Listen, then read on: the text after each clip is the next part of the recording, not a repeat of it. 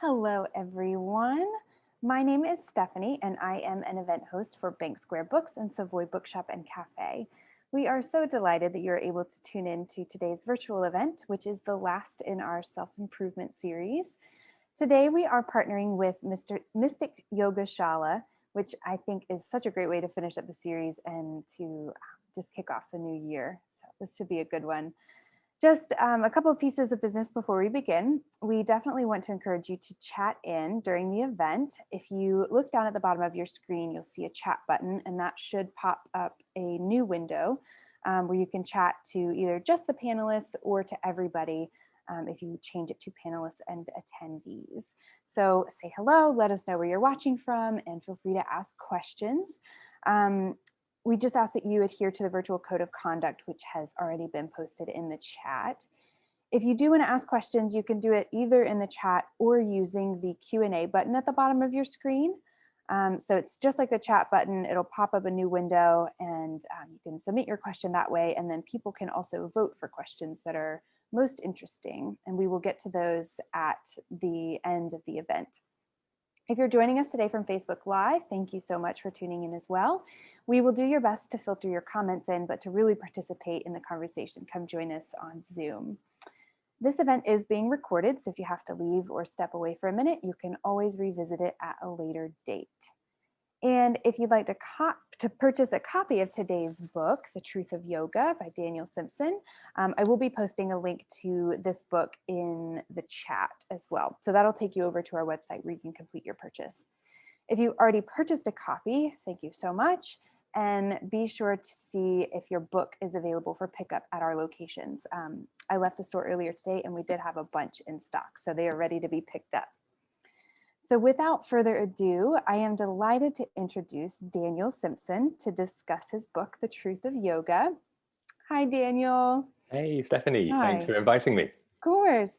So Daniel Simpson teaches at the Oxford Centre for Hindu Studies, in teacher trainings around the UK, and at Yoga in London. He's a graduate of Cambridge University and has a master's from the University of London, which is great. I love London. I've been a bunch of times and I miss it. I was supposed to go earlier last year and of course didn't. I miss it too. It's been a while. And then we also today have Dechan from Mystic Yoga Shala with us. And this is an excellent place to practice yoga in our area. I am new to the area, but this is definitely on my list of places to check out. It's been around since 2006 and it has helped many people, many students become teachers. They've eventually run their own studios. So I will also, I'll pop a link in the chat to that website as well. So Daniel's going to speak for about 25 to 30 minutes, and then we will open it up to audience questions that have been submitted through the Q&A button or through the chat. So Daniel, I'll go ahead and take it away. Feel free to share your screen. Okay, great. I will. I'll put some slides up. Yeah. Great. Hopefully Zoom will behave. Hopefully you're now seeing some pictures. Yeah. Okay, yes. Good. Great. All right. Well, The Truth of Yoga. It's a bold claim. And if that wasn't enough, it's got a subtitle, A Comprehensive Guide to Yoga's History, Texts, Philosophy, and Practices. It's not a thick book, so you wouldn't, if you pick up a copy, necessarily feel that you had everything that could possibly be said on the subject. But what I hope you would find is an overview. That's been my objective in writing the book, to address those very complex topics. Where does yoga come from? What do all the texts that have talked about yoga over the centuries have to say about what it's about, what it's for, what philosophies therefore have grown up around it, and ultimately, which is the main question that most of us have, what do we do? And how does all of that relate to these ideas? And why should we care about history anyway? So hopefully I'm going to, in a short overview, sum up some of those themes and maybe stir a few questions up in you, and hopefully we can have a good chat at the end. So let's move on, see what we find.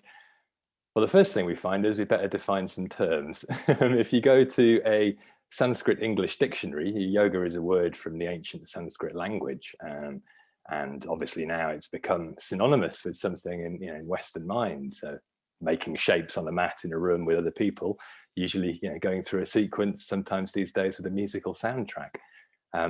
none of that in the Sanskrit dictionary, obviously. So what do we find there? Well, this is a word cloud made of all the words that you do find in the most sort of often consulted Sanskrit English dictionary.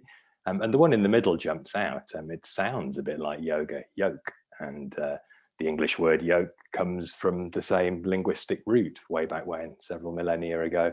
So there's something implied, underneath yoke, you see the word joining, making things fit together somehow.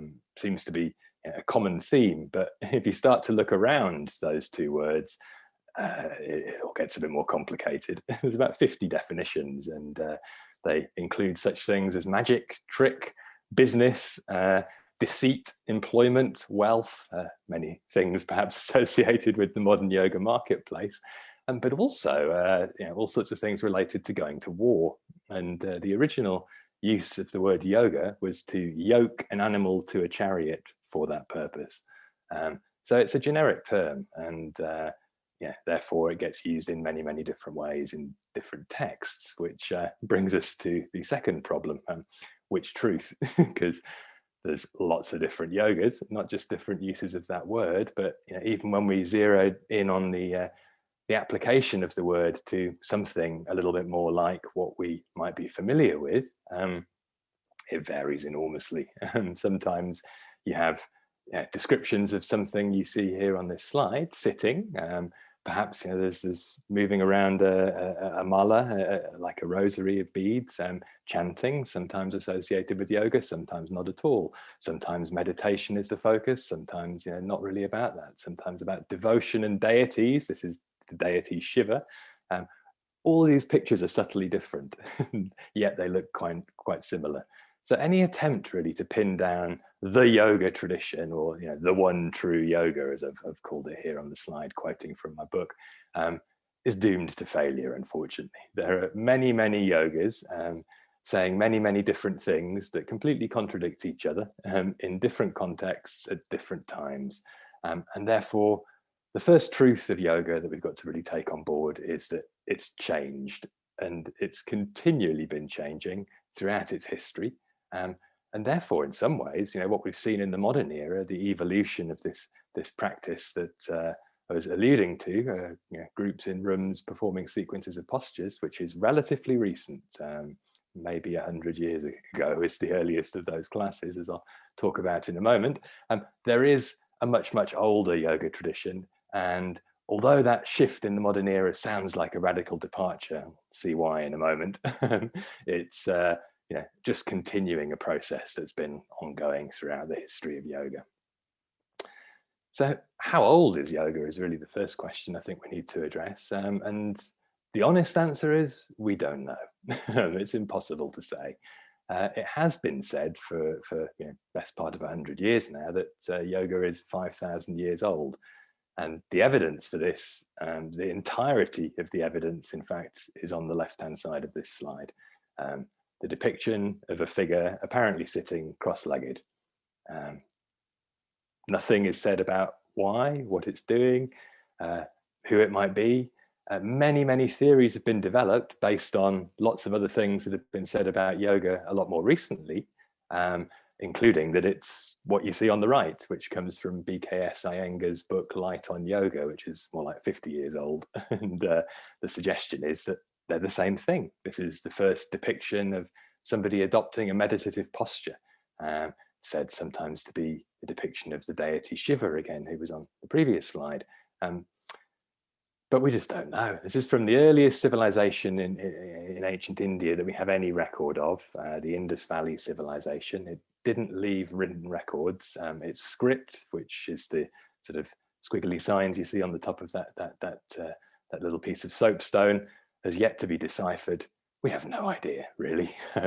And after that, it's quite a long time until we actually get something describing a practice, or to be more precise, as we'll see in a moment, the outcome of a practice that's called yoga. So 5,000 years, we probably have to throw out the window, at least in terms of something we can prove. Then it's a very open question. If you go forward 2,500 years from there, so about 2,500 years ago from today, you get the earliest textual description of something that's called yoga. And this comes from one of the early Upanishads, which is sort of part of India's most old and sacred collection of texts known as the Vedas. And in this Katha Upanishad, it says that yoga is control of the senses. When the control of the senses is fixed, that is yoga. Why? Because then you're free from distraction. And the reason you need to be free from distraction is because all the desires lurking in the heart are removed, and then you just transcend the worlds. A mortal person becomes immortal. There's a lot going on in there, but that same description recurs throughout history, really, until very recently. The aims of yoga were very often described in very similar language. Reining things in, focusing inwards, disengaging from the outside world. And we'll talk about why as we go through. But it looks something like this. It's adopting a seated position, and for most of the history of yoga, that was the only posture described, to internalize awareness, to disengage from the outside world, to avoid being sucked out by the senses into engagement with the world. They're the means by which we're drawn to seek the things we enjoy and try and stay away from the things we dislike. And the practice of yoga evolved as a way of stopping doing that, because it was said that was the cause of suffering. As soon as you get attached to things that you like, you want more of them. And so you go out in the world trying to get them. And this process of, it's known as karma, you might recognize it, drives the endless cycle of births and deaths. The attempt to gratify ourselves pushes us out in the world into activity. We get some things we like, sometimes we get frustrated. Therefore, we get agitated and we get driven into the next sequence of actions. The practice of yoga was an attempt to stop acting, to cut the problem off at source, to never again suffer because you never again act. So sit there like a stone, like a piece of wood, some of the early descriptions, and disappear. That's obviously not what you would get very far selling a workshop on in the 21st century. So we need to look at what's changed since then and why. But one of the early descriptions that sort of tries to broaden things out a bit and summarize lots of things that have come under the umbrella of yoga practice in the first sort of 300 or 400 years of textual descriptions is a text known as the Mahabharata, which is the oldest, the longest this time of India's texts, a vast piece of work, maybe 100,000 verses. And it mentions, because it basically says it covers everything in existence. If it's not in the Mahabharata, it doesn't exist according to Indian tradition. And therefore yoga is in there. And there's a summary of what it means to practice yoga. And it says, really, yoga is meditation. And not only has yoga meant sitting, it's by and large, for most of its history, meant meditation. So meditation is the most effective way of practicing yoga. And those who know the Vedas, the text I was talking about a moment ago, but the Sanskrit word Veda just means knowledge. So the people who know knowledge, the wise ones, they understand there's two ways of going about this. And one of them is difficult. It involves just that disengagement process, focusing the mind, trying to just discern the difference between the pure witness of everything and the parts of the mind that latch on to what the senses feed it and drag it out into further activity. Or there is this other technique, breath control. And throughout the history of yoga, that's been the main physical practice. So other than sitting still and meditating, working with breathing to quieten the mind so that it's less interested in the outside world. That's pretty much what yoga was for most of its history. And evidently, obviously, that's not what it is now. So as I keep alluding to, we'll need to understand why it's become something else. There was also in the background something else that was not necessarily always called yoga, but has influenced the evolution of yoga as we know it today. And again, it's not very appealing. It's known as asceticism generally when described by scholars, the practice of intense austerities, subjecting the body to extremes of discomfort in order, again, to do something similar, to disengage from the demands of the world. In some ways, this is the purest form of transcending karma, deciding never to do anything again, or never to do anything with your arm again, for example, putting it up in the air, holding it there forever. The guy you see on the right, he had his arm in the air for a large part of his adult life, and he died that way. The guy on the left been standing on one leg for best part of a decade, and often that sort of thing was undertaken for 12-year stretches. So this was postural yoga as first conceived, doing something other than sitting still, but for the same reasons, to transcend material existence. You might be thinking, hang on, what's this got to do with wellness and self-improvement? We'll get to that too. It was a very crude approach, what we're looking at here, really dealing with this problem of the cycle of births, the problem of suffering in the mind that's caused through the senses and the outside world. This was the foundational question for all old Indian religions. The Buddha engaged with the same stuff. He hung out with people like this and said, after a while of trying everything that they were doing, these guys must be crazy. There's got to be a middle way between this extreme of denial of sensory indulgence, and also at the same time going full tilt into the problem of craving and aversion. So yoga starts to evolve from a similar kind of orientation in a way, the realization that this is rather extreme, and as yoga becomes more popular, methods have to be developed to approach a similar objective in a subtler way.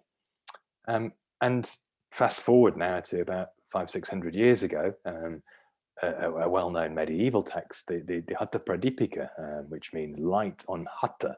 Hatha is it's another Sanskrit word that means force. And what we've just been looking at in some ways is force, subjecting the body to extremes so that you're not bothered about them, so that you're not affected by pain or pleasure, just not interested in that. The mind detaching to somewhere more rarefied. Physical yoga, though, called Hatha, was a mellower approach to the same thing. Its attempt was really to engage with the body, to do things to transform the body, but ultimately, having done all that, to end up in the same state. So even as recently as 500 years ago, the description of the liberated yogi was one who is completely released from all states, free of all thoughts, and therefore looking like he's dead. Having no sensory engagement with the world, no smell, no taste, not interested in form, touch, sound, not interested in himself. That's really the key thing, actually. We'll need to come back to that in more detail, or in others. So this idea in the modern world of yoga, something we do to feel better in our bodies, to perhaps feel better around one another, to perhaps therefore inspire more harmonious social relationships, has not been the concern of yoga for most of its history. There are strands that talk about that, and we'll come back to that as well in a moment. But just to emphasize, it's a bit confrontational, this bit. I just want to ram home. Yoga is not what we think of as yoga for most of its history. And we need to therefore think about how we make sense of what we read in these texts. Because the same text that just talked there about looking like you're dead is one of the first places that teaches something other than sitting. And there's not many postures taught in this text. And of those that it does teach, 15, not that many aren't sitting, or at least floor-based. There's a couple of arm balances, though. And on the top row, second from the left, Mayurasana, the peacock posture. That seems to be the first non-seated pose to have been taught in a text. The thing we should acknowledge, of course, though, is that texts are just writing down some things that are being practiced that we don't really know much more about. There's many things that weren't written down, but we don't have any evidence for them. All we've got is what's been written down. So this arm balance is said to have a particular physical benefit. It wasn't something to do for a start. You couldn't hold it for 40 years. Lucky to hold it for 40 minutes, perhaps even 40 seconds. But it was described as improving digestion. And surprisingly, stick your elbows in your gut, it's going to keep you regular. And therefore, also perhaps you could digest poison, it was said. So all of these postures were preliminaries in a way to the seated practices we've seen so far, but making it a bit more possible to sit for a long time, and also perhaps therefore to be something that you might not do forever, to be a preparation for a little bit of yoga and then returning to the world, something that people who have jobs and families might engage in. So thankfully, this shift does start to take place, and it takes place for a particular reason, a reinvention really in Indian spiritual traditions of how we perceive the body. And that comes from philosophies that are broadly known as tantric. And obviously in the modern era, that tends to imply funky workshops on sexual techniques. There are some tantric texts that teach certainly sexual rituals, although they're probably not as appealing as what might be on offer these days. For the most part, though, they're talking about the worship of deities through the body. And instead of the body being an obstacle, the body becomes something that can be divinized, as this scholar refers to it, Gavin Flood, who's the academic director of the Oxford Centre of Hindi Studies where I teach. And therefore, the whole point of tantric worship, this is something that's evolved, from about 1500 years ago until about 1000 years ago, is to cultivate the body, not to beat it into submission or to ignore all of its sensory information. It's actually to channel all of that into an understanding of divinity in all things. So whether or not we're interested in the worship of deities through the body, thankfully that leads to physical yoga turning into something a little bit more appealing. And the mechanism through which this happened is something that, again, we might be familiar with, but perhaps because of the modern way these things are described, not very familiar with the original meaning. Chakras, we're talking about here, which are often described in modern contexts as if they're somehow inherent to the body and maybe need to be unblocked or balanced or harmonized in some way. But in the original tantric context, this was something that was imagined through visualization in meditation. Instead of trying to transcend the body, we were trying to, in those traditions, light it up like a Christmas tree, installing all sorts of things in particular places with particular mantras around this design of the root chakra. There are various seed syllables from the Sanskrit alphabet, and therefore to make the body into the sort of embodiment of God, effectively. And that enters physical yoga practice as an influence. It's not that all physical yoga is tantric. It's not even that all yoga is religious, but it's a shift in relationship to the body.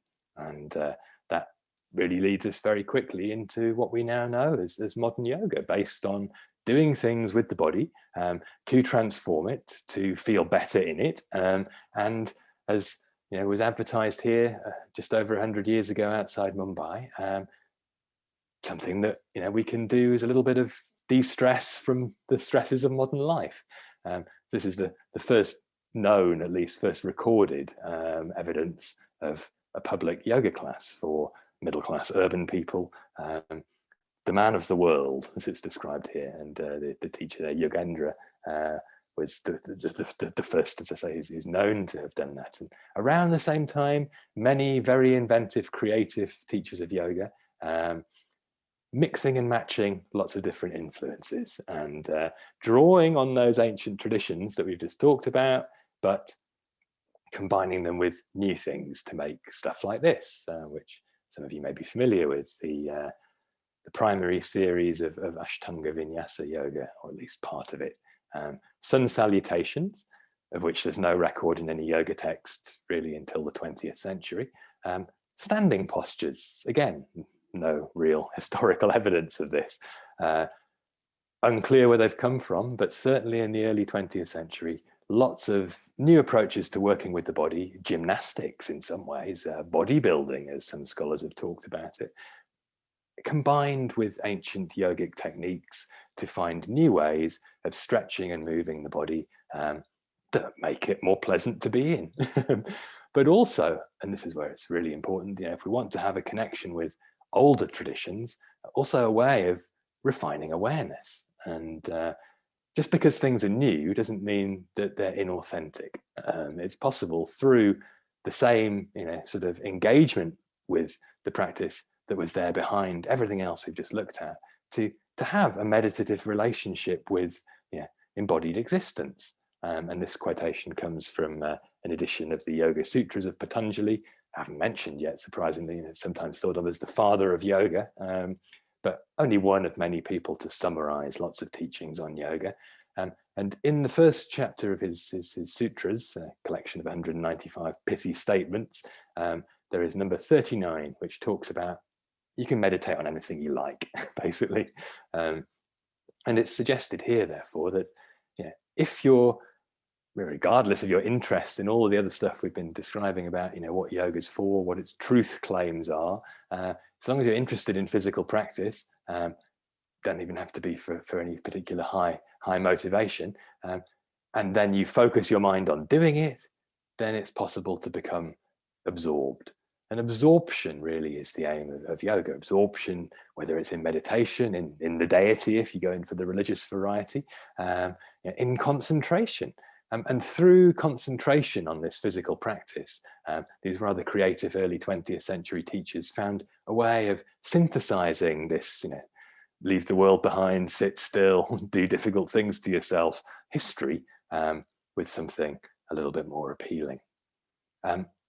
However, working with the body is, of course, a way to get lost if we're not careful. For a start, you can tie yourself in a knot you might not get out of, but also we get more attached to it. We get fixated on what it can do and showing it off on Instagram. And that's not the purpose of yoga. So this modern method comes, with a lot of danger in a way.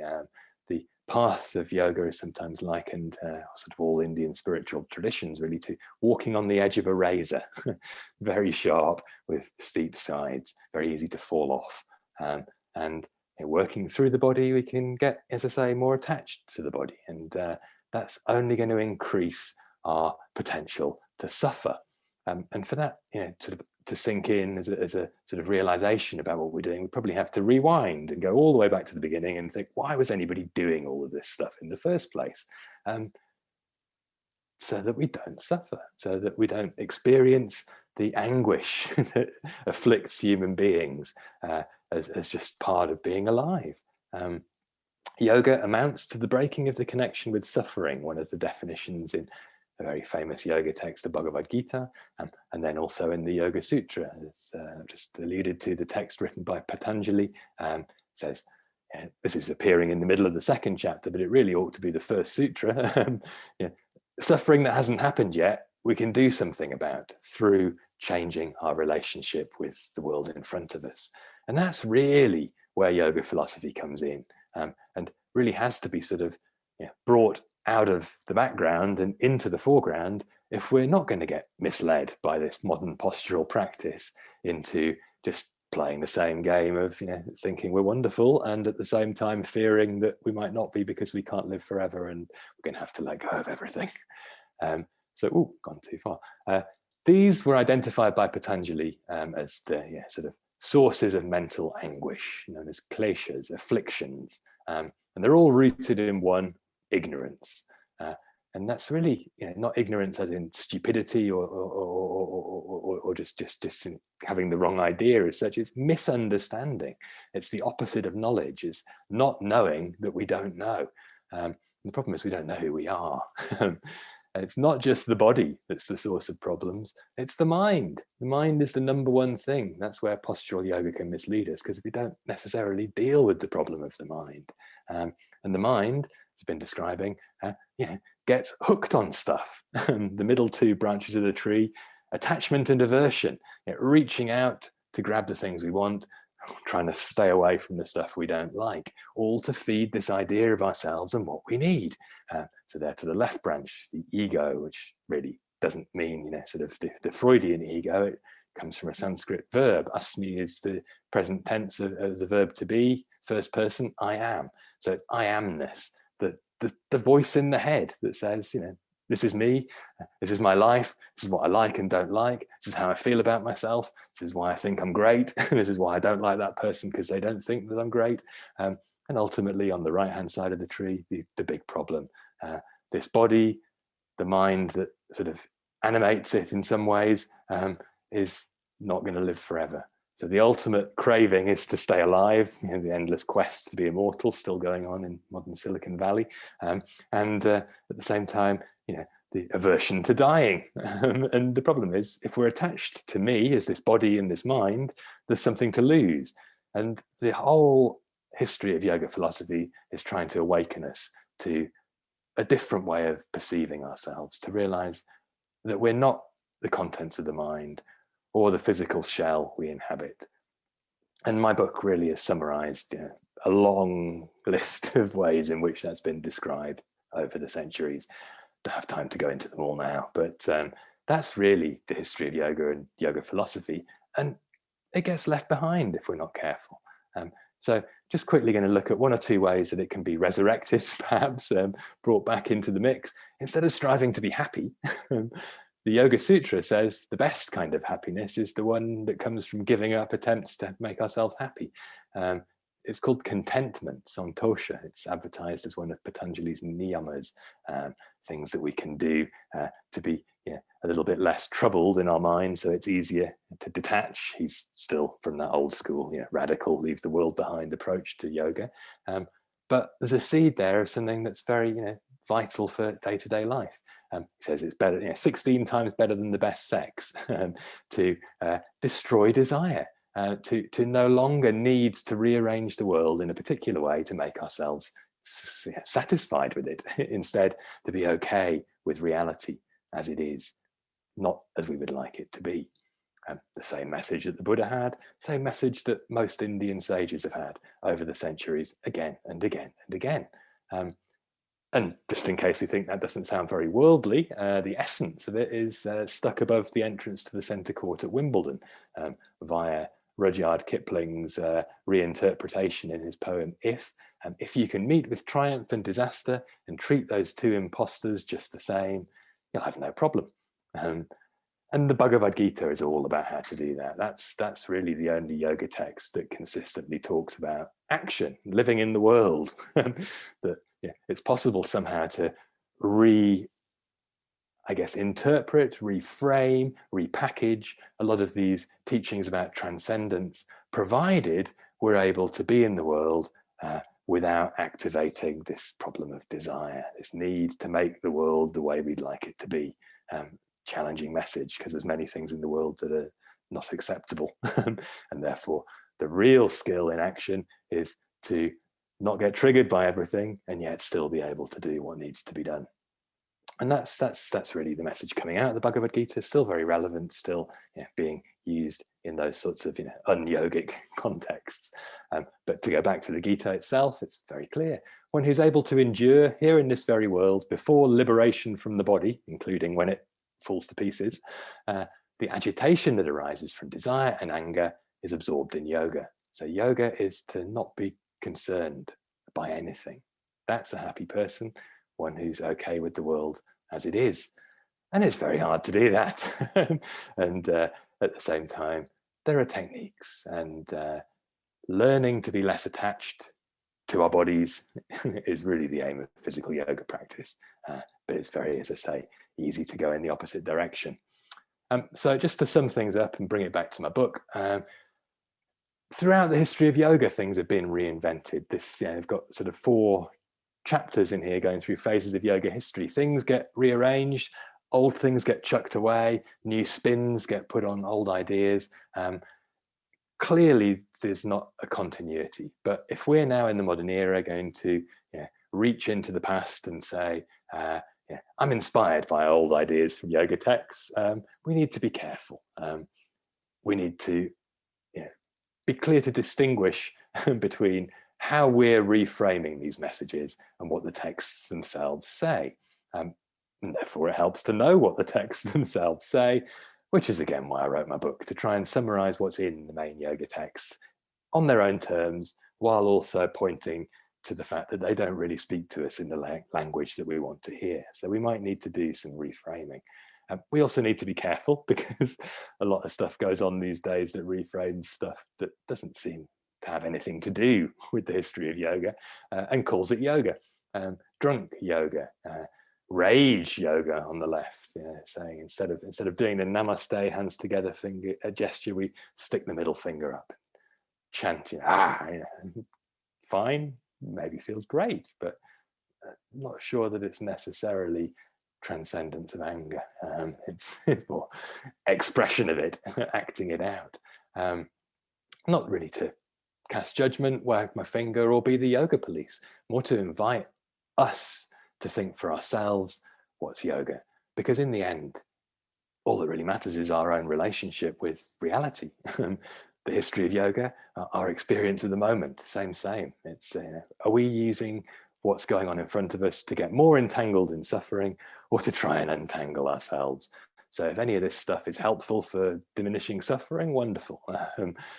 I know from my own experience that getting drunk tends to get me more caught up in maudlin self-pity. But moving on, finally, the message really that I've put together in my book is, we don't therefore have to feel like, we've got to go back into the past and ally ourselves with one tradition of yoga, or one text, or try, to be a very good student and live according to what Patanjali had to say 1500 years, 1600 years ago about, the previous 1,000 years of yoga history.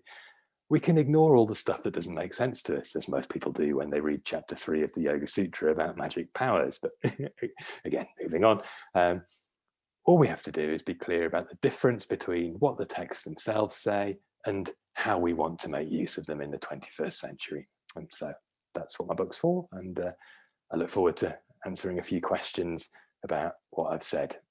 But before I move to that, 2 other things. If you do buy the book, you do read it, and you do like it, please think about reviewing it. It's always very helpful to have some reviews. And if you do have any questions, you can find me via my website. So I'll put that link in the chat, but I'm always happy to answer questions. For now, though, I'll stop sharing my screen and see what people have got that they'd like to talk about. Excellent. Thank you, Daniel. That was wonderful. So much history. Yeah, I found that really interesting. So one question came in while we were talking, it came in through social media. This person said, so yoga has evolved in so many ways and has grown in popularity and accessibility. Is that a good thing? And do you feel anything valuable has been lost in that transition? An excellent question. I think really it's one that we all have to answer for ourselves. I mean, as I've alluded to, there are many things about the modern yoga world that make it less and less connected to the history of yoga. However, we can also see there's many good reasons to not have too much to do with some of those very extreme original approaches to yoga. Yeah. And I think therefore we have to ask ourselves this question of what's useful, which means we first have to decide what our priorities are. And throughout the history of yoga, there's really been a consistent priority of diminishing suffering, but ultimately absolute escape from suffering. So I think things that have made yoga popular have tended to airbrush that out of the picture because it's quite an ambitious objective. Toning your bum and having a nice six pack is a much more achievable aim. So it's easier to market that and get people to give you money for it. Yeah. Yeah, I noticed too. I think one of the things that I noticed last year, I think the Prince of Wales actually started, instead of shaking hands, it was at the beginning of the pandemic, instead of, he still had some events to attend, instead of shaking hands, he was saying namaste to people.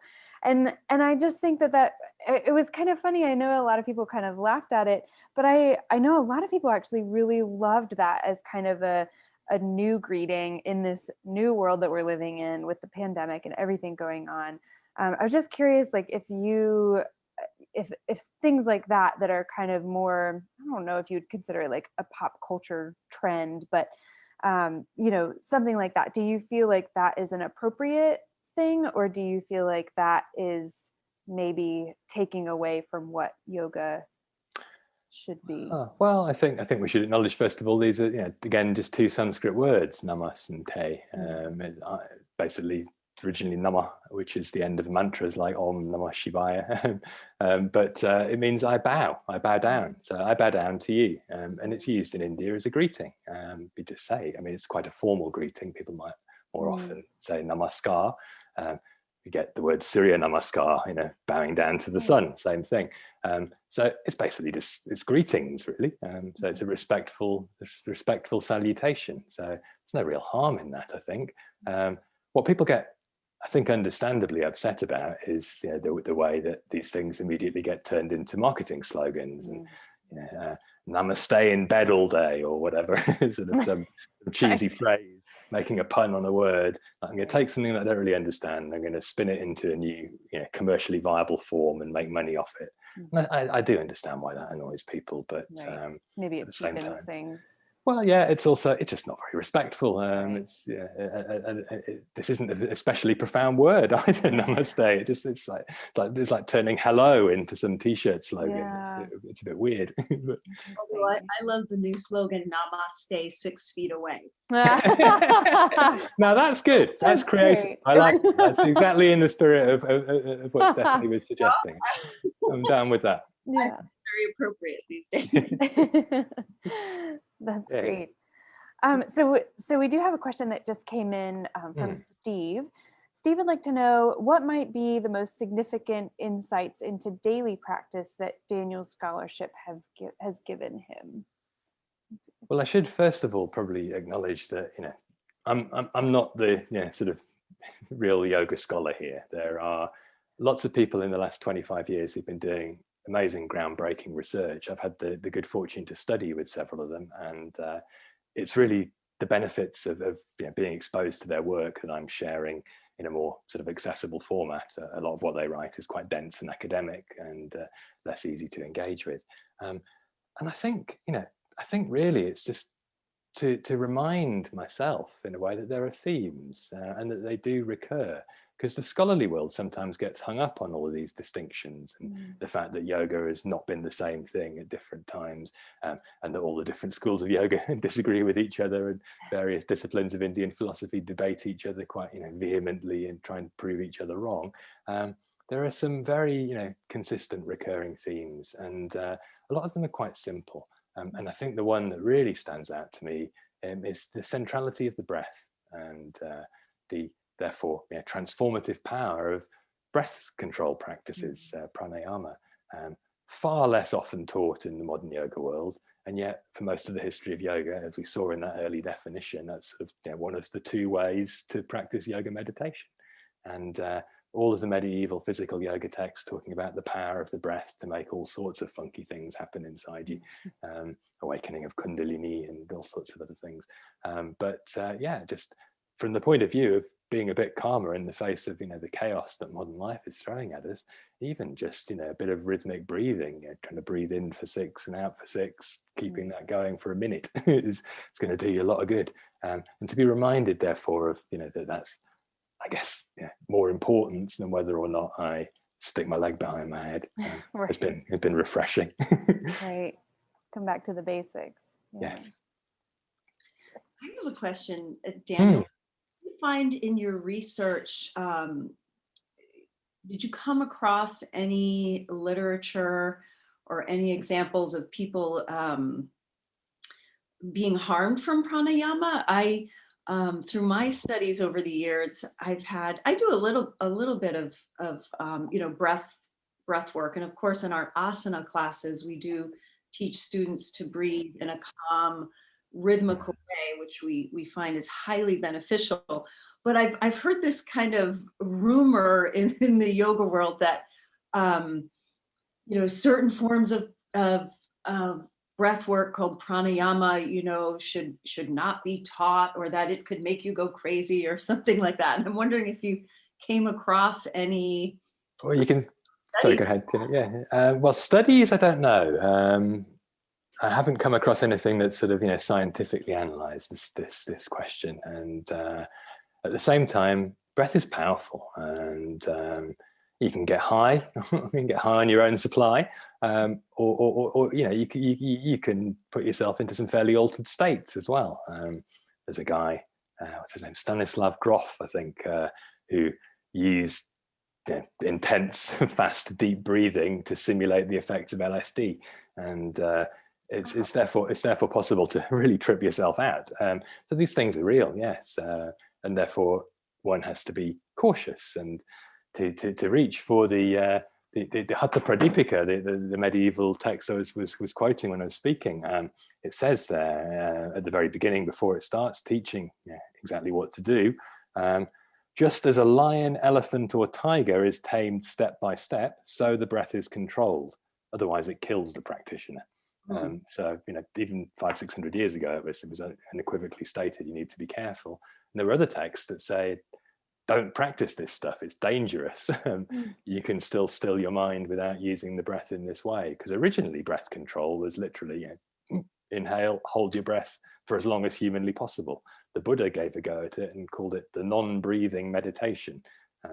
And so that's obviously quite extreme. So holding the breath for long periods, I think, is the thing that's particularly challenging, or doing a lot of deep breathing again and again and again. And I mean, that's been popularized, I guess, particularly through Kundalini yoga in the West. Also the technique of Kapalabhati, which was originally one of the cleansing techniques taught in Hatha Pradipika, but becomes these days associated with pranayama, particularly in India. Best not to overdo it, I think, with any of those things. And BKS Iyengar, who's one of the few people who's sort of written a sort of encyclopedic text about pranayama practice, he seems quite wary about it. And in the Iyengar system, they teach pranayama, but with such caution, almost going to the opposite extreme. If you go to a 2-hour pranayama class, you probably spend like 90 minutes doing restorative yoga until you get ready to do a few breath rhythms. And I think it's possible to go a little bit, sometimes I used to do that approach, and sometimes would fall asleep because get very comfortable on your bolster. So I think, there's a middle ground. It just need to be careful, and that's really the message of these Hatha yoga texts. Although Hatha means force, it's taught in a way that says you should go about these things just as I was describing there, gradually, carefully, slowly. And that's really why this word Hatha, as it now gets used in modern context, has become associated with a gentle approach to yoga. Really, it's powerful, but if you're careful with it, then it doesn't need to damage your mind or your body. Thank you. That's interesting. I know. So my background is in counseling, and before I was a bookseller, I was a counselor. And one of the things that we did teach clients a lot of times, and anybody that was coming into counseling, was breathing techniques, because there is such a connection between breath and relaxation, or just mindfulness and awareness, and that I know a lot of times they even like one time I went to a chiropractor, and I was having back problems, and one of the things he focused on was breathing. He's like, we've forgotten as a society how to breathe. Absolutely. And it was so odd because, I was a counselor at the time, but I was also seeing this chiropractor, and it was kind of like hearing the stuff that I was telling the people coming to me for counseling from another practitioner. And it was like, oh, this is a good reminder. I need this too. But it makes such a difference. I think you've really hit the nail on the head there. There's this, firstly, you don't really know how to breathe, but also we're lost in the mind all day long. So, if you sort of think of seeing these pictures of seated yogis, it's like a pyramid shape. There's the head at the top and this big broad base, but we act as if we're the other way up. This bit at the top is taking up all the space, lost in it, and therefore not focusing on the breath because not even aware it's happening. And also not really focused on the body. I know myself, hunched over the keyboard all day long. So I often feel like I do a bit of yoga practice to undo. Yoga's undoing. That's one of the other consistent themes. All this layering of stuff that we confound ourselves with. We need to somehow unwind, and then it's ultimately therefore not about doing anything. It's about trying to let go, but being judicious in the sort of use of some effort to then let go a bit. And I think through breath, that's one way to do it very, very obviously. If you pay attention to breath that you've not been observing, it's shallow and it's up in the chest, and it's linked to a jittery mind. So to come back to Dechan's question, there's a recent book by a guy called James Nestor, Nestor, entitled, I think, just Breath. That's really engaging. He talks a lot about different breathing techniques. He had breathing problems. He's a journalist, I think, but yeah, a good popular writer. However, I would caution everything he says about the history of yoga is not very accurate. But the stuff he says about, you know, other approaches to breathing, he talks about Stan Grof. He talks about, you might have come across a guy called Wim Hof, a Dutchman, the Iceman, who just by, you know, a bit of deep breathing gets people sitting on glaciers. So yeah, it's an interesting world. There's all manner of magic powers to be accessed through the breath. I think that everyone around the world can benefit from some form of yoga, some style of yoga, whether it be meditation or just becoming more conscious of the breath, you know, to help alleviate anxiety and stress. And especially now too, you know, so many people, you know, have an aversion towards wearing the mask and feel like they can't breathe with the mask. But really, the mask to me is simply showing us when we're already not breathing properly or being uncomfortable about our breath. Absolutely, absolutely, yeah. Practice breathing through one nostril all the time. You'll soon get better at breathing through a bit of cloth, definitely. And I feel like the mask can, you know, help bring you back to how, you know, important it is to breathe consciously, and you know, you can learn how to relax and drop so much of the anxiety that can be, you know, created from wearing a mask, or just, you know, the thinking that we have, all of our crazy neurotic thinking. Absolutely. That is such an interesting point. So somebody else has just chatted in a question. They said, "Hi, Daniel. When you talk about chakras, you said that you said that originally you imagined this supposedly energy centers. Then the question about whether or not they are real or not is quite interesting. What is your personal opinion about it? Do chakras exist? Are each one of us created in them?" I might be reading this incorrectly. But does that make sense? It does, yeah. If you stick my name and "Are Chakras Real" into Google, you'll find my full opinion, which basically is an extract from the book, the chapter in here. And I've titled it "Imaginary Chakras." And it's provocative because I think the truth is subtler than that. The fact is, originally they were, you know, to be visualized. The texts that described them initially in tantric traditions are very clear. They're templates for what has to be placed in a particular location in the body. And there are other descriptions that don't talk about chakras, that talk about meditating on these locations. So they're really ways of refining awareness to get subtler until you just sort of dissolve your mind. But focus your attention on a place, particularly with an idea of you know, awakening something there, and it will start to happen. So the distinction between the mind and the body is what collapses, I think, and therefore the question of whether they really exist or not also collapses. The distinction that, you know, something is real if it's physical and not real if it's mental can't really apply if the mind and the body are part of the same continuum. So through this visualization practice, something is transformed within the body and experience is had of something.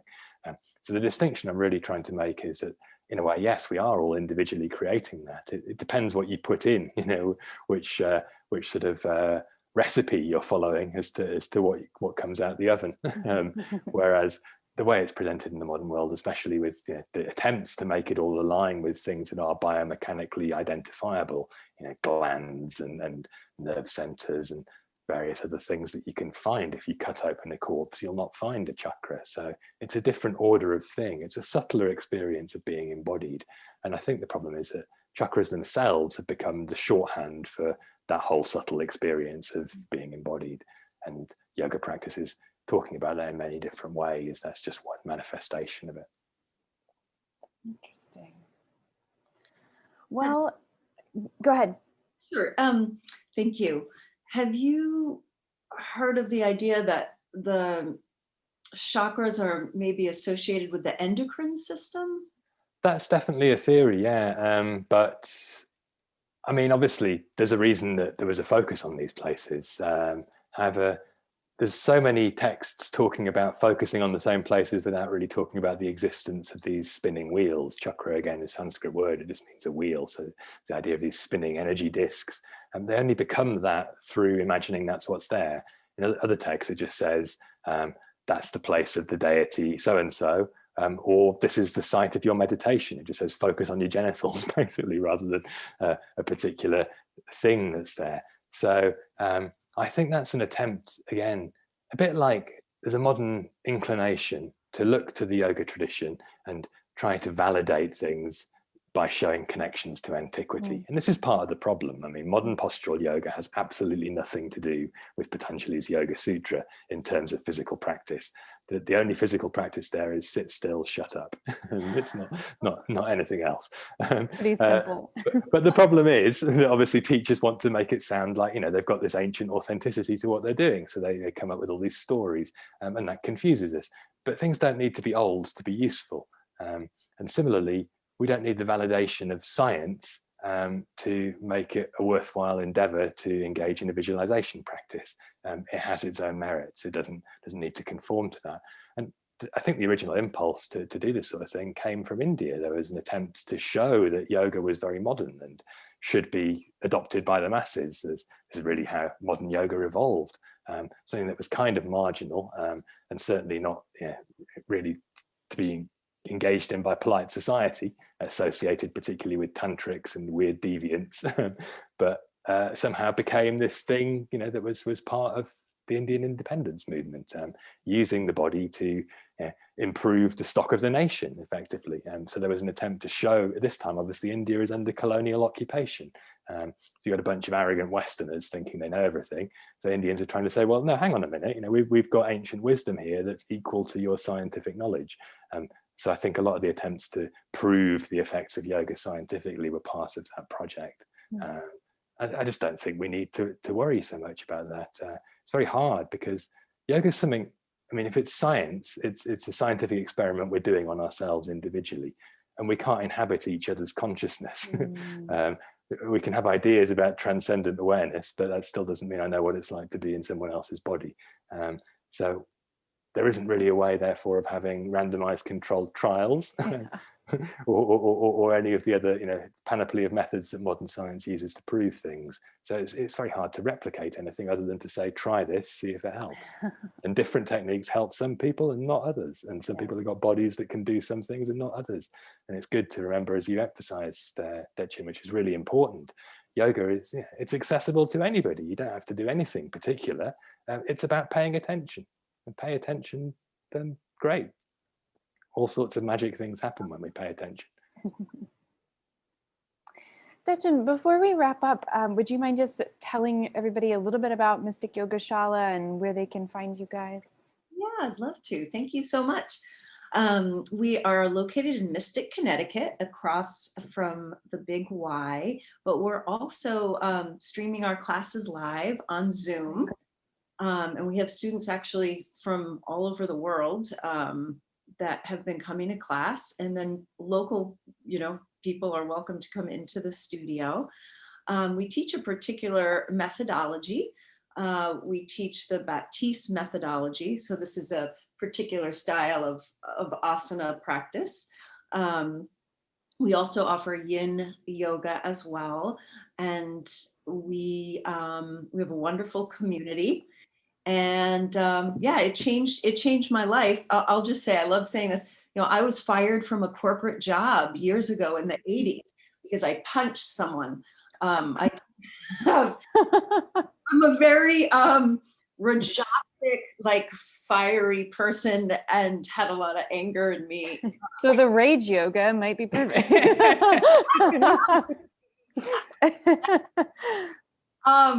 Yeah, and a friend, a friend of mine, an eccentric friend of mine, said, it's time for you to, to come go to a yoga class. And at that time, I thought it was a cult. That was the only thing I'd heard about yoga. I thought it was a cult of some sort. I really didn't know what to expect. But after my first class, which was at a Shivananda ashram in Manhattan, actually, after that first class, from the asanas and the meditation and the chanting that we did, and the pranayama, I I knew after that first class that it was something that I needed. And I felt it was the first time in my life where I felt grounded, sober, and high at the same time. And I knew it in that moment. I said, this is for me. This is something that I'm going to have to incorporate for the rest of my life. And I will say, as Daniel mentioned, it has helped to alleviate my, suffering in all of its forms. And I love sharing and teaching it to others, and so that's what we do at the Shala. We're going to teach you asana. We also do meditation there as well. And we have a wonderful community. Beginners are welcome.